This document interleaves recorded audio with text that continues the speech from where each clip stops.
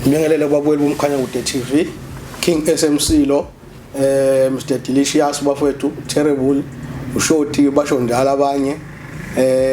Ya, ngibiza noma ilipho thanda ngalo. Kunento engifuna ukuthi sike sikhulume ngayo la.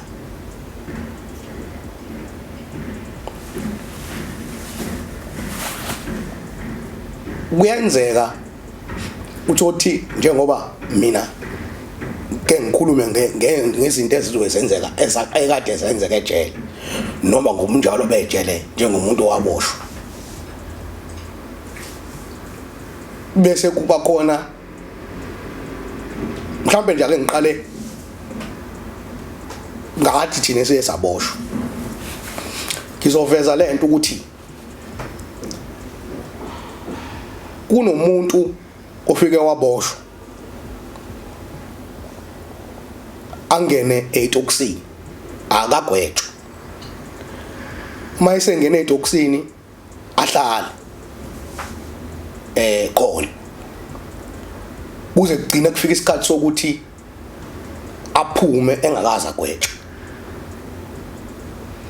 Abanye bayahlala isikhathi eside, abanye baqeda ngisho iminyaka, uthola akagwetshiwe akagwetshwa kusahleli nje etoksini la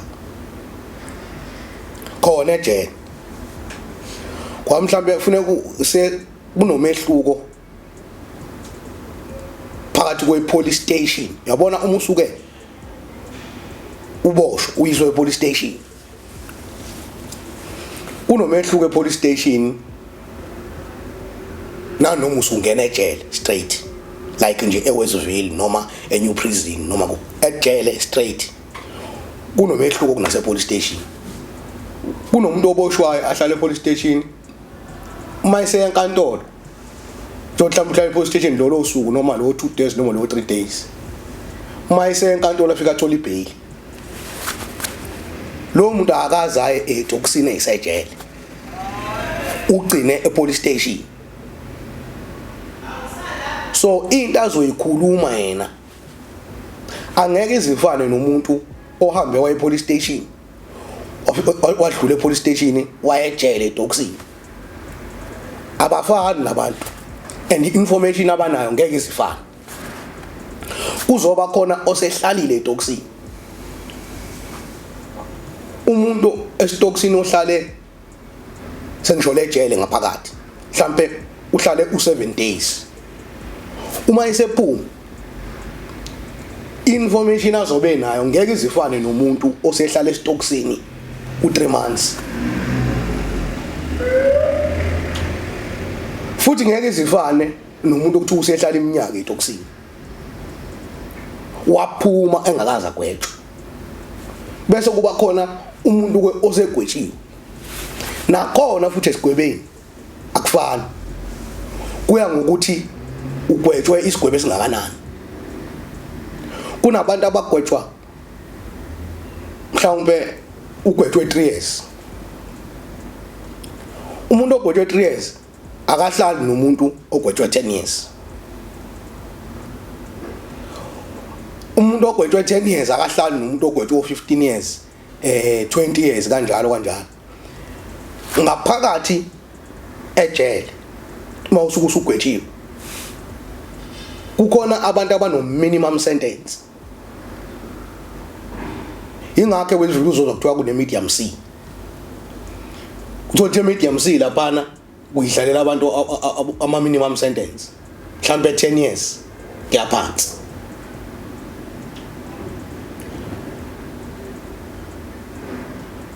Nakhona futhi uthola ukuthi mhlambe ogwetshwe 10 years akavelanga wayiswe minimum, uqale wayiswe medium, uhlala e-medium.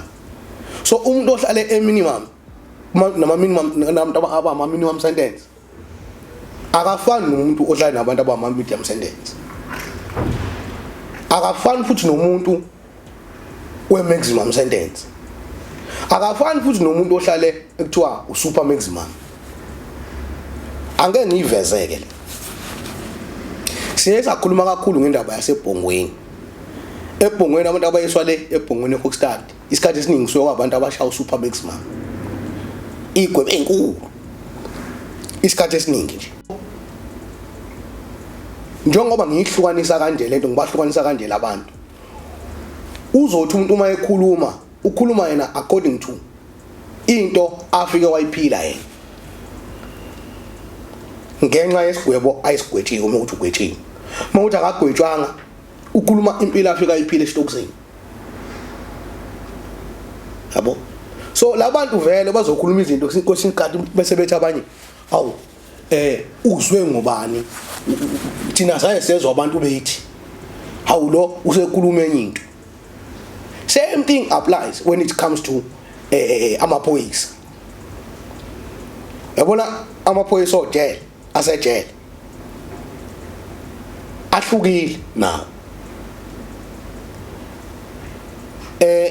Uyabona ke futhi uma sesikhuluma ngephoyisa nesiboshwa abantu abakuthiwa bangafani lapho.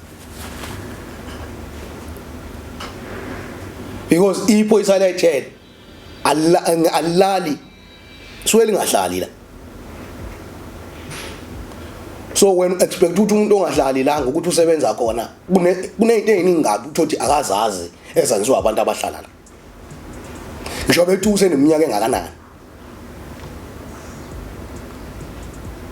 Angithi siyasibone nala ngaphandle. Ukhona lento yokuthi kunalento yo drink. Kuthiwa njani. Kunamaphoyisa uthi awuthatha udrink. Kunamaphoyisa uthi awayisebenzi leyo nto. Yabo? Nawo nje ahlukene ngokwa. Yabo? So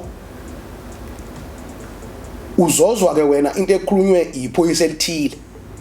Livela on social media ukuthi iphoyisa elingawuthatha udrink. Uthola ukuthi uzoza information futhi ephoyisa ethatha udrink. Yeah. So leyo information ngeke izifana. Ngeke ifane umuntu othatha udrink no iphoyisa elithatha udrink nephoyisa elingawuthathi. Ngeke azakutshela into eyodwa labo bantu. Kodwa igama lawo amaphoyisa. Kodwa amaphoyisa onke. Ngoba lo ngawuthatha udrink akazi nanokuthi uma kuthiwa uthatha udrink uthatha besenza kwenzeke kanjani ngoba into engayisebenzi nje. Lo othathayo nayo uphile enye indlela. So vele into abazoyikhuluma ngeke zifane. So okunye ke mase uzokompelisha wena iphoyisa ke nesiboshwa. Ngeke lawo bantu bakhuluma into efanayo. Ngoba lo uzokhuluma ngokomsebenzi wakhe. Kanti umuntu oboshiwa kakhuluma ngokumsebenzi wakhe ukhuluma ngokuthi yena uyisiboshwa uboshiwe. Ngiboshiwe ngaba isiboshwa. Ngahlala ngaphila u1 no2 no3 no4. So kuba khona lokho okuhluka lokho. So ngizwe ngibonile nje nakwamanye ama comment abanye abafethu beveza ukuthi bebuza ukuthi kuthini kuphawula kwami ngezinto esizizwe ikhulunywa on social media abantu abahotela. Namanje futhi ngizophila. Yena usuke ekhuluma into ngendlela yena ayikhuluma. Uyazi ukuthi hey mhlawumbe ake ngiveze futhi le. Uyazi ukuthi kunohlobo lwamaphoyisa isiboshwa sizondayo nje.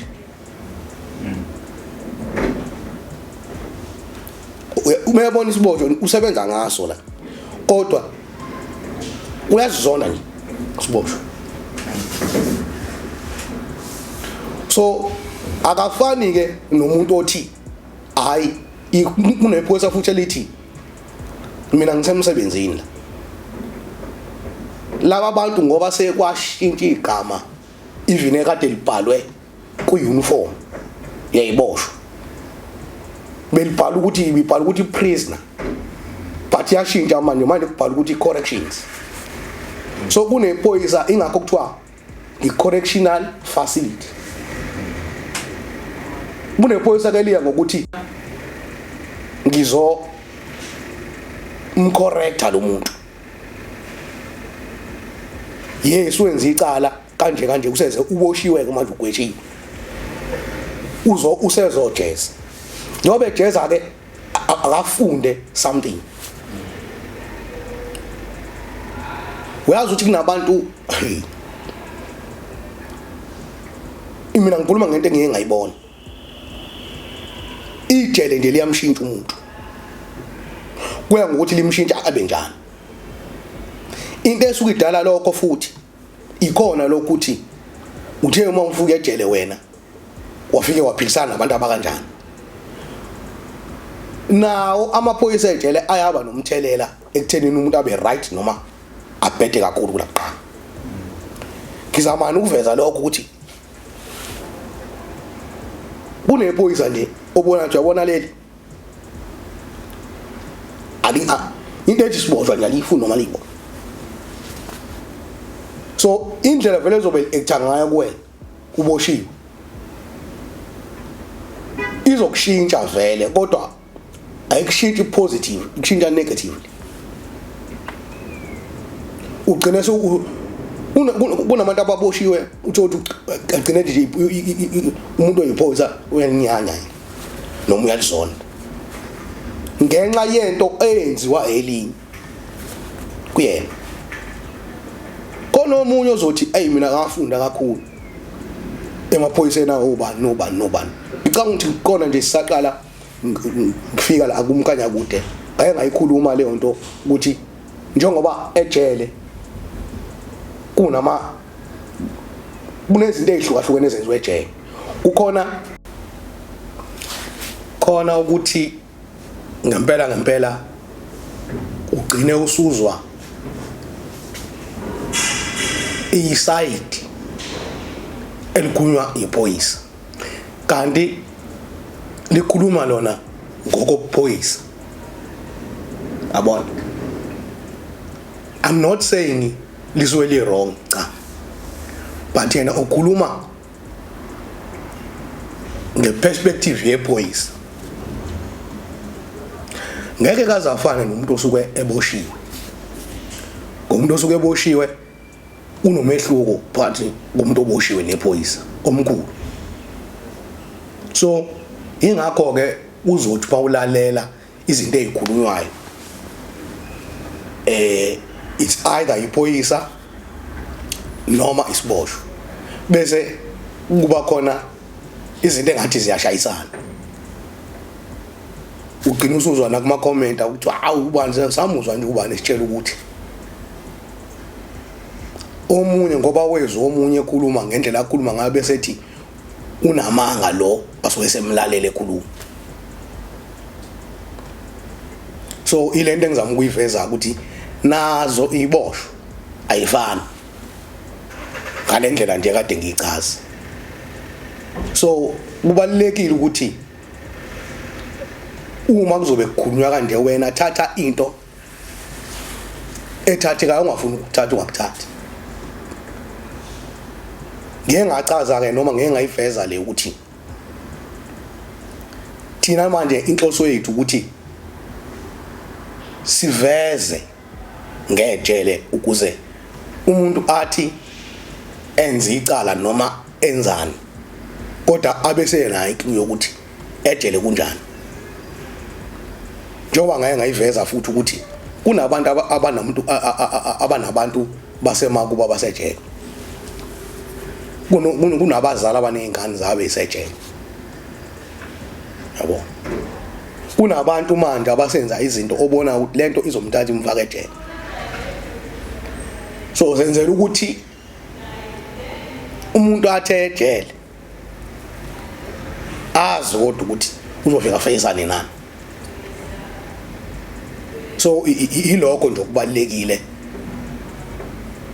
ukuze at the end of the day wakheke isisu